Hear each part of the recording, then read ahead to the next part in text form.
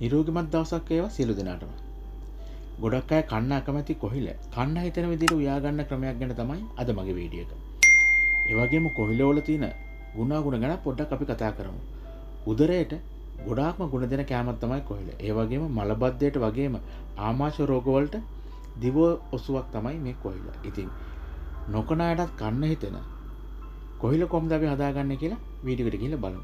ඉතින් වීඩියෝ එකට යන්න කලින් තාමත් ඔයාලා මාව subscribe කරලා නැත්නම් දැන් subscribe කරලා bell icon එක ඔබලා තියාගන්න. අපි යමු වීඩියෝ එකට.